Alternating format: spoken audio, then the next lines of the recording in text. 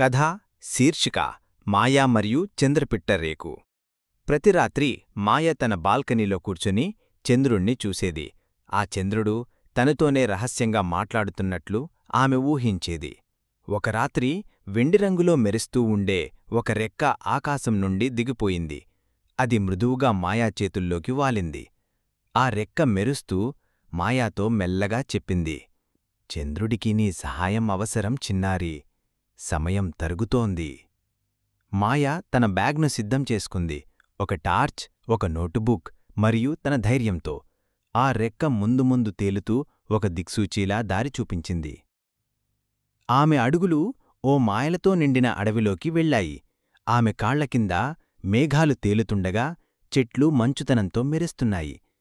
ఆ అడవిలో ఆమె ఒక నీలిరంగు నూరుగాలతో నిండిన నక్కను కలుసుకుంది. నా వెంటరా అది అంది. సమయం తక్కువగా ఉంది. వారు కలిసి ఒక ప్రకాశించే రాతి ద్వారానికి వచ్చారు. దానిలో పగుళ్ళు ఉన్నాయి. వెలుగు నీరసంగా ఉంది. అది మెల్లగా తలుకుతున్నది. ఇది చంద్రద్వారం అని నక్క నిదానంగా చెప్పింది.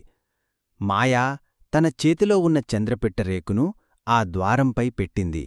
ఆ రేకు వెలుగునిచ్చి పగుళ్లలోకి ప్రసరించి ద్వారాన్ని నయం చేసింది. ద్వారం తెరిచింది. ఆకాశం వైపు చుక్కలతో నిండిన ప్రకాశవంతమైన మెట్లు కనబడ్డాయి. మాయా లోతుగా ఊపిరి పీల్చుకుని వాటిపై ఎక్కడం ప్రారంభించింది. ఆమె మేఘాల మధ్యగా, తారల మధ్యగా ఎక్కింది. వేగంగా కదిలే గ్రహశకలాలు ఆమెను దాటిపోయాయి. కింద ఉన్న ప్రపంచం చిన్నగా, నిశ్శబ్దంగా కనిపించింది. చంద్రుడు మసకబారినట్లు కనిపించాడు. అతని ఉపరితలంపై గాయాలు, పగుళ్ళు. వెలుగు చీకట్లోకి విలీనమవుతున్నట్టు ఉంది. మాయా చంద్రుడి మధ్యభాగంలో మోకాళ్లమీద కూర్చుని ఆ రెక్కను నేలలో నాటింది. ఆమె కన్నీటి బొట్టు ఒకటి మృదువుగా పడింది. ఆ రెక్కనుండి వెలుగు పువ్వులా విరబోసింది. పగుళ్ళు మాయమయ్యాయి. చంద్రుడు మళ్లీ ప్రకాశించాడు. చుక్కలు మౌనంగా హర్షధ్వానించాయి. ఒక సున్నితమైన గాలి మాయను మృదువుగా ఎత్తుకుని కాంతిమయ మెట్లదారలోకి తీసుకువచ్చింది. చంద్రుడు నిశ్శబ్దంగా ఆమెను వీక్షిస్తున్నాడు. ఆమె తన మంచంలో నిద్రలేచింది. రెక్క కనిపించలేదు. బయట చంద్రుడు మునుపెన్నడూ లేని విధంగా వెలిగిపోతున్నాడు.